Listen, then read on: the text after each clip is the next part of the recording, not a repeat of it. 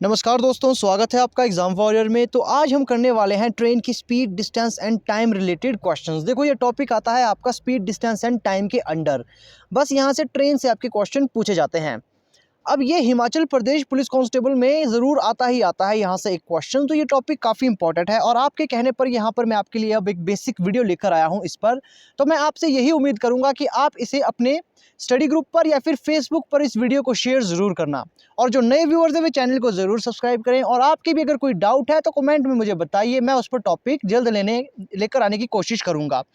तो चलिए, सबसे पहले आपको यहाँ पर बताते हैं जो हमारा ये टॉपिक है, ये आता है आपका स्पीड, डिस्टेंस एंड टाइम के अंदर। बस फ़र्क यहाँ पर ये है कि यहाँ पर ट्रेन आती है। अब इससे आपके फॉर्मूले तो नहीं बदलेंगे। देखो, फॉर्मूला आपका यही रहेगा कि distance is equal speed into time. ये हो गया आपका पहला फॉर्मूला। अगर आपने यहाँ पर टाइम निकालना है तो ये आपका डिस्टेंस अपॉन स्पीड, और अगर आपने स्पीड निकालनी है तो ये डिस्टेंस अपॉन टाइम करके निकलता है। अब यहाँ पर कुछ ऐसी चीज़ें हैं जो आपको ध्यान में रखनी होगी। और कौन कौन सी चीज़ें हैं? सबसे पहले, मान लो कुछ कंडीशन पर ये टॉपिक आपका पूरा बेस्ड है, तो इन कंडीशन को आपने देखना है, बस वीडियो को स्किप मत करना। अब जैसे ये आपकी एक ट्रेन है, ये आपकी एक ट्रेन है, इसकी अपनी 100 मीटर लंबाई है और इसकी स्पीड है 50 किलोमीटर पर आवर, और ये इस ओर जा रही है। और यहाँ एक व्यक्ति बैठा है, या फिर एक पोल, एक पेड़ या फिर एक पोल यहाँ पर है। अब इनकी अपनी कोई लंबाई नहीं होती, तो यहाँ पर जो आपका सीधे निकल कर आएगा, देखो अगर ये खड़े हुए हैं, ये चल नहीं रहे, ये बस बैठे हुए हैं, ये बस स्थिर हैं और बैठे हुए हैं, तो यहाँ पर आपका जो फॉर्मूला होगा वो इसी तरह से निकलेगा, इसका डिस्टेंस इनटू टाइम, ये आपका इसी तरह से निकलेगा। लेकिन अगर मान लो यहाँ पर एक ट्रेन है जो जा रही है, काफ़ी गतिमान है, 100 मीटर लंबाई है, 50 किलोमीटर पर आवर की स्पीड से जा रही है, ये इस ओर जा रही है, और यहाँ पर एक पुल है, ये एक पुल है और ये भी आपका 100 मीटर लंबा है। तो इसमें क्या होगा, ये पुल है और ये 100 मीटर लंबा है, तो जो डिस्टेंस है यहाँ पर, डिस्टेंस आपकी ये दोनों ऐड होगी। डिस्टेंस अगर किसी चीज़ की होती है तो वो हमेशा ऐड होती है, और स्पीड इनटू टाइम ये आपका ऐसा ही रहेगा। अब मान लो कोई ऐसी चीज़ है, जैसे ये ट्रेन है, ये तीसरा कॉन्सेप्ट चल रहा है आपका। ये आपकी ट्रेन है, ये 100 मीटर लंबी है और 50 किलोमीटर पर आवर स्पीड से चल रही है, और यहाँ एक व्यक्ति है, यहाँ एक व्यक्ति है, ये भी इसी ओर जा रहा है और इसकी स्पीड है 8 किलोमीटर पर आवर। तो इसमें क्या होगा, अब इस व्यक्ति की कोई डिस्टेंस नहीं होती है, इसकी कोई अपनी लंबाई नहीं होती, तो लंबाई आपकी यहाँ 100 मीटर ही आएगी जो यहाँ पर है। लेकिन जो स्पीड है, स्पीड आपकी यहाँ पर माइनस होगी। देखो, जब ट्रेन भी आपकी इस ओर जा रही है और व्यक्ति भी इसी ओर जाएगा तो माइनस होगा। तो मतलब 50 इस ट्रेन की स्पीड थी, 8 इस व्यक्ति की ट्रेन स्पीड थी, तो टाइम यहाँ पर, तो बस आप यहाँ पर इसे लिख लेंगे 42। तो ये अब इसकी स्पीड आएगी। और अगर यहाँ ऐसा होता कि व्यक्ति इस ओर जाता, अगर व्यक्ति इस ओर जाएगा तो क्या होगा, अगर व्यक्ति इस ओर जा रहा होता तो क्या होता, तो आपकी देखो डिस्टेंस तो इसकी तभी भी नहीं ली जाएगी, सिर्फ ट्रेन की डिस्टेंस आएगी। लेकिन तब स्पीड में जो ट्रेन की स्पीड है और व्यक्ति की स्पीड ये प्लस हो जाती है, जब एक दूसरे के अपोजिट जाती है। ट्रेन इस तरफ जा रही है या व्यक्ति इस तरफ जा रहा है, या व्यक्ति इस तरफ जा रहा है, ट्रेन इस तरफ जा रही है, तो आपकी ये प्लस होती है। मतलब जब ये एक दूसरे के विपरीत दिशा में होंगे, एक दूसरे के विपरीत दिशा में चल रहे होंगे तो ये प्लस होंगे, एक ही दिशा में चल रहे होंगे तो माइनस होंगे। अब चौथा जो इसमें कॉन्सेप्ट है जो काफ़ी इंपॉर्टेंट है, ये आपकी एक ट्रेन है, 100 मीटर इसकी लंबाई, 50 किलोमीटर आवर इसकी गति है, और ये दूसरी ट्रेन है, इसकी भी 100 मीटर लंबाई और 30 किलोमीटर पर आवर इसकी स्पीड।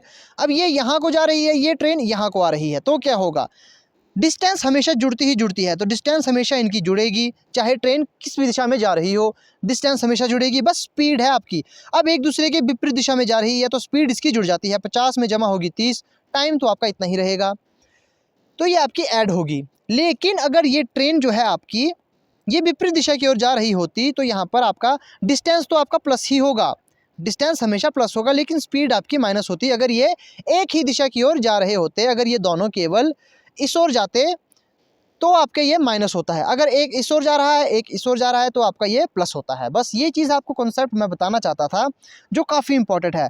अब एक ऐसा क्वेश्चन जो बच्चों को बहुत ज़्यादा परेशान करता है, जैसे मान लो ये एक ट्रेन है, 100 मीटर लंबी ट्रेन है, 50 किलोमीटर आवर इसकी स्पीड है। ये दूसरी ट्रेन है, ये दूसरी ट्रेन है। अब यहाँ एक व्यक्ति बैठा है, अब यहाँ एक व्यक्ति बैठा है इस ट्रेन पर। तो क्वेश्चन पूछा जाता है कि ये वाली ट्रेन जो है इस व्यक्ति को कितनी देर में कवर कर लेगी, मतलब कितनी देर में इस व्यक्ति को पार कर लेगी। तो इस ट्रेन की लंबाई भी 100 लेते हैं और इसकी जो स्पीड है वो 50 लेकर चलते हैं। तो यहाँ पर एक चीज़ नोटिस करो, अब जब हमसे क्वेश्चन पूछा गया है कि ये व्यक्ति, इस वाले व्यक्ति को ये ट्रेन कब पार करेगी, कितने समय में पार करेगी, तो इसमें इस ट्रेन का कोई रोल नहीं है, तो इस ट्रेन की लंबाई नहीं जोड़ी जाएगी। लेकिन व्यक्ति की लंबाई व्यक्ति की स्पीड जोड़ी जाएगी, क्योंकि व्यक्ति इस ट्रेन में है तो उसकी स्पीड यहाँ पर जोड़ी जाएगी।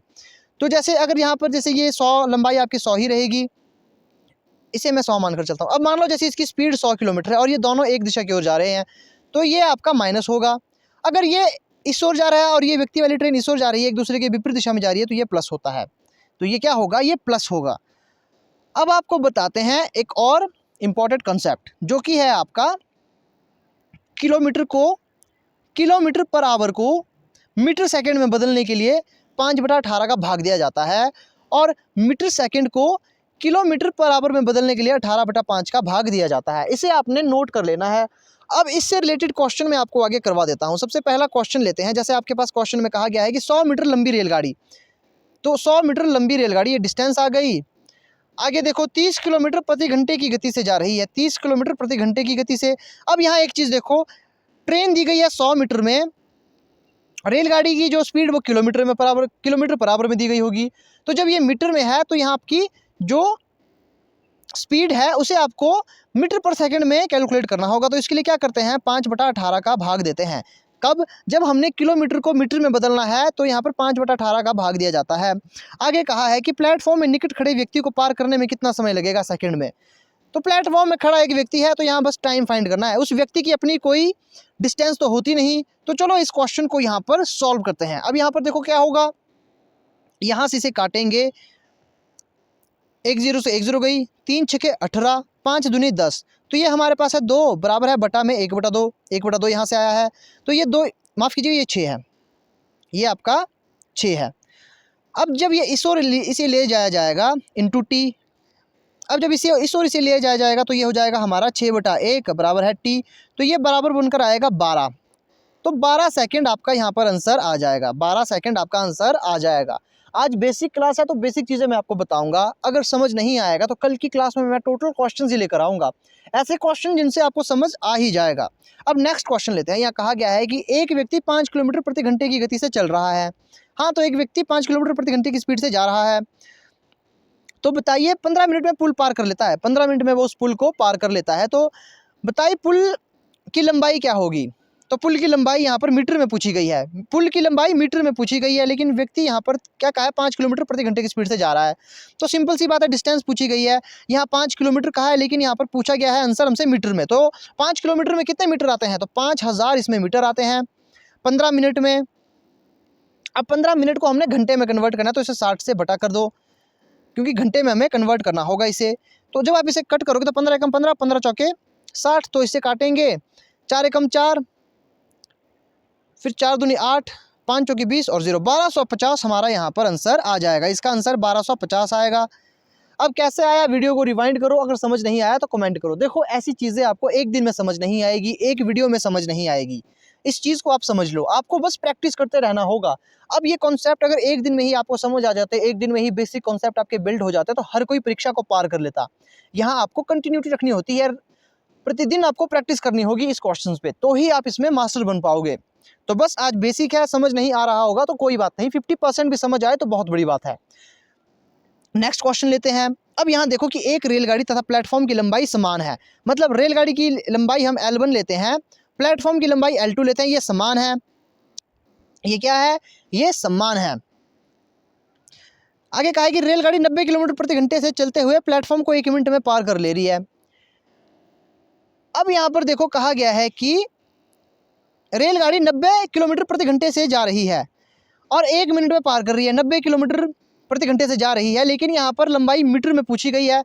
तो बस इसे कन्वर्ट कर लो, किलोमीटर से मीटर सेकंड में जाने के लिए 5/18 करते हैं, और मीटर से किलोमीटर में जाने के लिए 18/5 करते हैं। तो बस हमने भी यहाँ ऐसा ही किया। अब गुणा यहाँ दिया गया है, टाइम कितना है, माफ कीजिएगा 1 मिनट में पार कर लेती है। अब यहाँ पर मीटर में पूछा गया, तो यहाँ मीटर सेकंड में आंसर आता है, तो 1 मिनट में कितने सेकंड होते हैं, 1 मिनट में 60 सेकंड होते हैं, तो बस इसे ऐसे लिख लो। तो अब हमारे पास यहाँ देखो, इसे हम जमा करेंगे तो ये 2L हो जाएगा, तो ये हो जाएगा 90 गुणा 5/18 गुणा 60। अब 18 पंजे 60, 2 से काटेंगे ये 30 आएगा, तो ये आ जाएगा आपका 3 पंजे 15, तो 0 5 पंजे 25, तो 750 आपका यहाँ पर आंसर आ जाएगा। तो जो प्लेटफॉर्म की लंबाई होगी और जो ट्रेन की लंबाई वो 750 है, मतलब प्लेटफॉर्म की भी 750 होगी और अलग से ट्रेन की भी 750 लंबाई है, क्योंकि इनकी लंबाई समान कही गई थी। अब बात करते हैं नेक्स्ट क्वेश्चन की, जो कि अंतिम क्वेश्चन है आज की वीडियो का। यहाँ कहा गया है कि गतिमान रेलगाड़ी 50 मीटर लंबे प्लेटफॉर्म तथा प्लेटफॉर्म पर खड़े व्यक्ति को पार करने में क्रमशः 14 तथा 10 सेकंड का समय लेती है, तो रेलगाड़ी की गति बताइए। ऐसे क्वेश्चन को हमेशा कैसे करना है, तो ऐसे क्वेश्चन को हमेशा करोगे, ये हम प्लेटफॉर्म की, ये रेलगाड़ी की हम लंबाई मानते हैं, प्लेटफॉर्म को 50 मीटर लंबा प्लेटफॉर्म है, तो इसमें ऐड होगा, कितना समय ले रही है, इसमें 14 समय ले रही है। हमें यहाँ पर क्या फाइंड करना है, हमें फाइंड करना है स्पीड को, यहाँ स्पीड हमने फाइंड करनी है, तो स्पीड को मैं ऐसे ही लिख लूँगा। तो दूसरी कंडीशन में कहा गया है कि प्लेटफॉर्म पर खड़े व्यक्ति, तो मतलब कि जो हमारी ट्रेन की स्पीड के लिए आएगी, यहाँ पर ट्रेन की लंबाई अकेली, ट्रेन की लंबाई हम L मानकर चल रहे हैं, कितने सेकंड में, 10 सेकंड में पार कर रही है। यहाँ भी हमने क्या करना है, स्पीड फाइंड करना है। तो अब आपने ऐसे जब भी आता है, आपने क्या करना है, इस इक्वेशन को आप काट सकते हो। देखो स्पीड से स्पीड गई, स्पीड से स्पीड गई ना, तो यहाँ पर 14 सेकंड है, तो यहाँ पर देखो हमारे पास ये आएगा 5 दूनी 10, 7 दूनी 14, इसे हमने काट लिया। अब इस 5 से हम यहाँ को गुणा करेंगे, L से हम यहाँ को गुणा करेंगे, क्रॉस मल्टीप्लिकेशन जैसे होगा। 5 से जब इससे गुणा करेंगे तो यहाँ देखो, जब इस 5 को यहाँ से गुणा करेंगे तो ये 5L प्लस 250 बराबर है, इस L से इस 7 को गुणा किया तो 7L आएगा हमारे पास। इस 5 को मैं यहाँ ले गया तो 250 is equal 7L minus 5L, क्योंकि ये प्लस का था तो माइनस का हो जाएगा, तो 250 बराबर है L। ये L हमारी ट्रेन की लंबाई है, तो यहाँ 2 बचकर आया है, ये 2L बनकर आया। तो यहाँ से जब इसे काटेंगे तो आप देखोगे ये हमारे पास कितना निकल कर आया, 2 एकम 2, 2 दूने 4, 5 दूने 10, 125। ये हमारे पास ट्रेन की लंबाई निकल कर आई है। लेकिन यहाँ से पूछा क्या गया है कि ट्रेन की गति बताइए, ट्रेन की हमने गति बतानी है। तो यहाँ हम इस दूसरी कंडीशन को लेकर चलते हैं, जहाँ पर हमारे पास L जो ट्रेन की लंबाई थी, व्यक्ति की जो यहाँ पर उसे इतने सेकंड में उसने पार किया था, तो स्पीड यहाँ से हमने फाइंड करनी थी। तो L हमारे पास कितना निकल कर आया, 125 निकल कर आया है। L हमारा क्या है, L हमारा डिस्टेंस है, ये जो 10 है ये क्या है, ये हमारा टाइम है। हमने निकालने क्या है, हमने निकालनी है स्पीड। तो स्पीड निकालने का फॉर्मूला क्या होता है, ये मैं आपको बता चुका हूँ, speed is equal distance upon time. तो डिस्टेंस 125 है, टाइम हमारा यहाँ कितना है, टाइम हमारा यहाँ पर है 10, तो 12.5, लेकिन ये 12.5 मीटर सेकंड में है। ये 12.5 क्या है, ये मीटर में है, क्योंकि यहाँ मीटर था और यहाँ पर सेकंड समय दिया गया, तो यहाँ पर मीटर में है, लेकिन यहाँ पर आंसर किलोमीटर में है। तो बस हमने यहाँ करना क्या है, इस 12.5 को गुणा कर देना है 18 से ही 5 से, 18/5 से, क्योंकि यहाँ पर देखो हमने मीटर सेकंड को हमने किलोमीटर पर आवर में बदलना है।